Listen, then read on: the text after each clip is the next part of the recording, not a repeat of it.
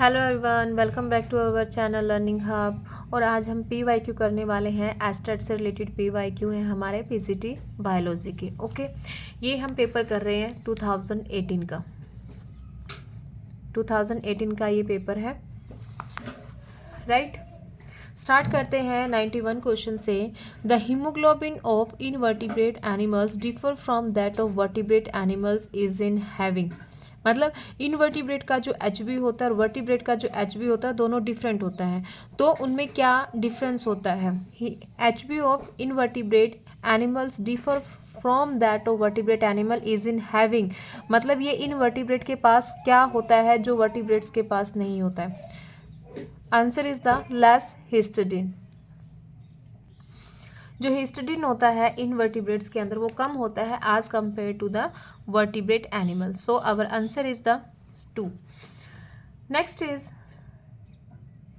Pick out the correct statement by given codes. यहाँ पे कुछ स्टेटमेंट्स दी गई हैं और उनमें से हमने ये देखना है कि करेक्ट कौन सी है। ओके, तो फर्स्ट स्टेटमेंट रीड करते हैं। Synapsis of homologous chromosomes take place during the prophase first of meiosis.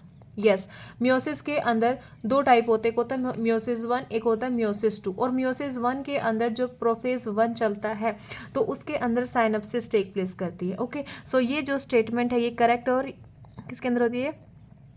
Zygotene के अंदर। 5 स्टेजेस आते हैं, zygotene, pectin, leptotene, pectin, diakinesis. मतलब ये ऐसी जो है वो 5 स्टेजेस इसके अंदर आती हैं। जो साइनेप्सिस है वो किसके अंदर टेक प्लेस कर रही है? हमारी जाइगोटिन के अंदर टेक प्लेस करती है। तो ये वाली स्टेटमेंट जो है वो हमारी करेक्ट है। Next is the division of centromeres take place. Centromere का डिवीजन बोल रहा है ये। Take place during anaphase 1 of meiosis. नहीं, जो सेंट्रोमियर का डिवीजन होता है, मतलब ये जो सेंट्रोमियर है इसका जो डिवीज़न होगा ये एनाफेज 1 के अंदर नहीं होता है, ये एनाफेज 2 के अंदर टेक प्लेस करता है। तो ये वाली जो स्टेटमेंट होगी वो हमारी क्या होगी? इनकरेक्ट होगी। इसने पूछा क्या है? करेक्ट पूछा है। तो ए करेक्ट है, ए इसमें भी है, इसमें भी, ये भी, ठीक है। बट बी ऑप्शन जो है वो इनकरेक्ट है। तो ये वाली ऑप्शन तो हमारा हो नहीं सकता, ये भी नहीं हो सकता। अब हमने 2 ऑप्शन रह गए हमारे पास। नेक्स्ट हम स्टेटमेंट रीड करते हैं। Spindle fibres disappear completely in the telophase of mitosis. जो स्पिंडल फाइबर्स होते हैं वो कम्प्लीटली डिसअपियर हो जाते हैं। यस, ये स्टेटमेंट भी करेक्ट है, तो ये भी करेक्ट है। Nucleoli reappear at telophase 1 of meiosis. Yes, जो न्यूक्लियोलाई है भाई, जो प्रोफेज जब होता है तो उसके अंदर तो वो डिसअपियर हो जाता है, बट दोबारा से जब टेलोफेज का एंड आता है तो न्यूक्लियोलाई जो है वो दोबारा से रीअपियर होना स्टार्ट हो जाता है। तो न्यूक्लियोलाई भी क्या है? रीअपियर है। ये वाली स्टेटमेंट भी करेक्ट है। तो हमारी करेक्ट स्टेटमेंट क्या क्या हुई? ए ऑप्शन हमारा करेक्ट है, सी करेक्ट है, डी करेक्ट है। ए, सी, डी। जो इनकरेक्ट होगा वो होगा यहाँ हमारा बी ऑप्शन जो है वो इनकरेक्ट माना जाएगा। Next is the movement of neutrophils into tissues is called. जो न्यूट्रोफिल की मूवमेंट होती है, ये जो न्यूट्रोफिल है इसकी जो मूवमेंट होगी that movement is known as the extravasation. इसकी जो मूवमेंट होगी वो क्या कहलाएगी? Extravasation, right. और इसका एक सेकंड नेम भी होता है, वो होता है डायापेडिसिस। ये भाई चल नहीं रहा है पेन। पेडिसिस, एक second.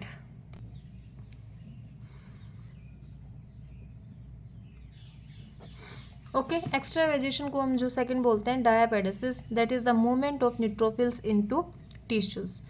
Next is the urinary bladder like structure is present in. जो यूरिनरी ब्लैडर लाइक स्ट्रक्चर होता है वो किस में प्रेजेंट होता है?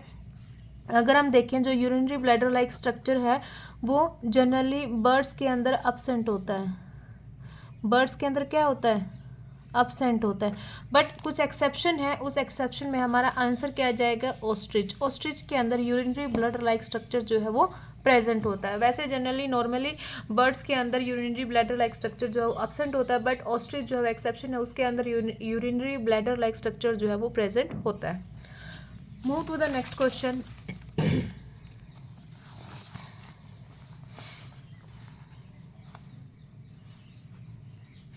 $95 A blue Andalusian fowl is the product of mating black fowl with a white fowl. A cross of blue fowl with another blue fowl results in.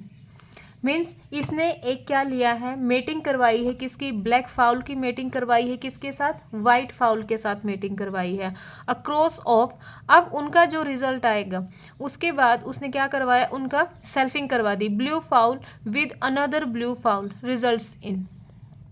अब एक हमारे पास ये क्या है, सेल्फिंग है, मतलब जब हम उनका मेटिंग करवा रहे थे, ब्लैक फाउल की और वाइट फाउल की जब हमने मेटिंग करवाई थी, ब्लैक फाउल और वाइट फाउल की जब हमने मेटिंग करवाई थी, तो हमारे पास रिजल्ट क्या आया था, मतलब F1 जनरेशन हमारे पास क्या आई थी, ये वाली आई थी। अब उसके बाद ये क्या कह रहा है कि across of blue fowl with another blue foul, F1 generation ये है, तो F1 जनरेशन में ये ब्लू फाउल है, ये भी ब्लू फाउल है। ओके, तो इन दोनों का हमने क्या करवा दिया, सेल्फिंग करवाई। यहाँ पे क्या हो रही है, सेल्फिंग हो रही है। तो अब ये सेल्फिंग का रिजल्ट क्या होगा, बी बी बी बी, यहाँ पे क्या आएगा, ये पूरा ब्लैक हो जाएगा, बी बी, ये क्या आ जाएगा, ब्लू आ जाएगा, बी बी, अगेन ब्लू आ जाएगा, और ये क्या आ जाएगा, वाइट आ जाएगा। तो एक हमारे पास ब्लैक आएगा, दो क्या आएंगे हमारे पास, ब्लू आएंगे, और एक क्या आ जाएगा, वाइट आ जाएगा। ये वाला ऑप्शन हम देख लेते हैं, पहला ही ऑप्शन हमारा ठीक हो रहा है, 1 ब्लैक 2 ब्लू एंड 1 वाइट। तो आंसर क्या आ जाएगा, 1। जैसा जैसा ये बोलता जाता है ना, वैसे ही हमने उनकी मेटिंग करवानी होती है, ठीक है। तो F2 जनरेशन हमारा जो आंसर आएगा वो होगा 1 black 2 blue and 1 white. Next is the in honey bee Metamorphosis is, honey bee के अंदर जो मेटामॉर्फोसिस होती है वो क्या होती है, ए मेटाबोलस होती है, होलो मेटाबोलस होती है, हेमी मेटाबोलस है, या पोरो मेटाबोलस है। जो हनी बी के अंदर मेटामॉर्फोसिस होती है वो होती है हमारी होलो मेटाबोलस, जो कि कंप्लीट मेटामॉर्फोसिस जिसको हम बोलते हैं, क्या बोलते हैं, कंप्लीट मेटामॉर्फोसिस। क्या बोलेंगे इसको, कंप्लीट मेटामॉर्फोसिस बोलेंगे। कंप्लीट मेटामॉर्फोसिस का जो सेकंड नेम होता है वो क्या होता है, होलो मेटाबोलस होता है। और एक पोरो मेटाबोलस है, ये भी इंपॉर्टेंट है, ये भी पूछ लिया जाता है, ये किसके अंदर प्रेजेंट होती है, ये प्रेजेंट होती है हमारी कॉकरोच के अंदर। किसके अंदर प्रेजेंट होती है, कॉकरोच के अंदर। और इसका सेकंड नेम है ग्रेजुअल मेटामॉर्फोसिस। जैसे होलो मेटाबोलस का नेम है कंप्लीट मेटाबोलिस, वैसे ही जो पोरो मेटाबोलस है वो भी ग्रेजुअल मेटामॉर्फोसिस के नाम से जाना जाता है, and it is found in the cockroach. Next is question number 97, the concentration of solutes in a red blood cell. ये हमारे पास एक रेड ब्लड सेल है, इज अबाउट 2%। जो सॉल्यूट का जो कंसंट्रेशन उसके अंदर 2% है। Sucrose can't pass through the membrane, sucrose जो है वो मेम्ब्रेन से पास नहीं हो सकती, but water and urea can, but water और यूरिया जो है वो पास आउट हो सकते हैं। Osmosis would cause red blood cells to shrink, osmosis, अब इसमें ऑस्मोसिस हो रही है, और ऑस्मोसिस होने की वजह से आरबीसीज क्या हो जाते हैं, श्रिंक हो जाते हैं। The most one emerged in which of the following solution, मतलब किस सॉल्यूशन के अंदर हम उनको रखेंगे जिसमें हमारे आरबीसीज जो है वो क्या हो जाए, श्रिंक हो जाए। तो ऑप्शन देखते हैं, प्योर वाटर, प्योर वाटर तो होगा ही नहीं, प्योर वाटर के अंदर अगर हम रखेंगे तो वो श्रिंक नहीं होगा। देन आता है hypertonic urea solution, hypertonic urea solution के अंदर अगर डाल देते हैं तो यूरिया तो उसके अंदर पास कर जाएगा, तो यूरिया जब पास आउट होगा तो मतलब जो सॉल्यूशन है वो क्या हो जाएगा, बैलेंस हो जाएगा, श्रिंक तो फिर भी नहीं होगा। देन आता है हमारा हाइपरटोनिक सुक्रोज सॉल्यूशन, जब हम सुक्रोज सॉल्यूशन के अंदर डालेंगे और वो भी हाइपरटोनिक, तभी हमारा आरबीसीज क्या होंगे, श्रिंक होंगे, ठीक है, क्योंकि सुक्रोज क्या है, मेम्ब्रेन को क्रॉस नहीं कर रही है, सुक्रोज जो है वो पास नहीं हो रही है मेम्ब्रेन में, तो हमारा ऑप्शन क्या आ जाएगा, 3। हाइपोटोनिक तो होगा नहीं, ठीक है, ये वैसे कट जाएगा। All fungi can be termed as, जितनी भी फंजाई होती हैं उनको हम क्या बोलते हैं, हेटेरोट्रोप्स, क्या बोलते हैं, हेटेरोट्रोप्स।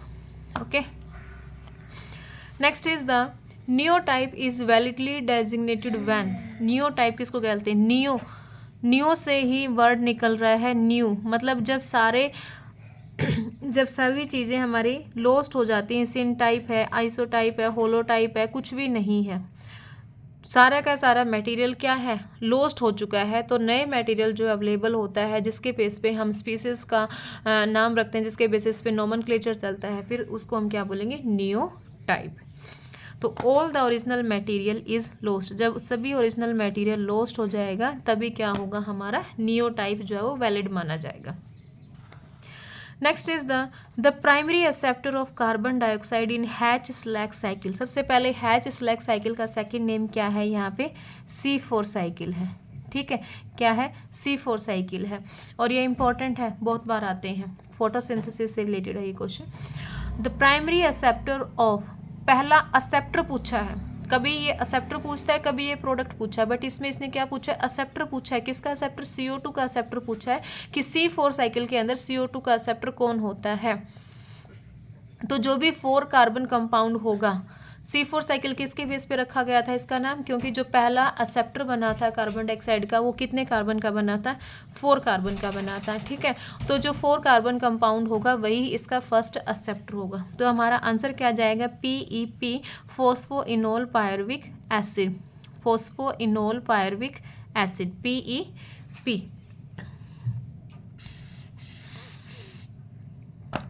राइट।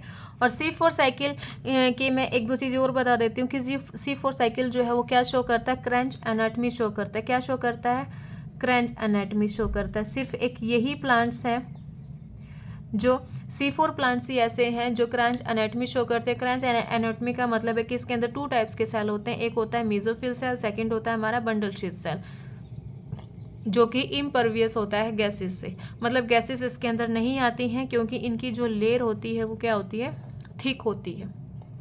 राइट। तो आज हमने 10 क्वेश्चन किए हैं 2018 के एस्ट्रेट बायोलॉजी के। बाकी के क्वेश्चंस कमिंग क्लास के अंदर करेंगे। ओके।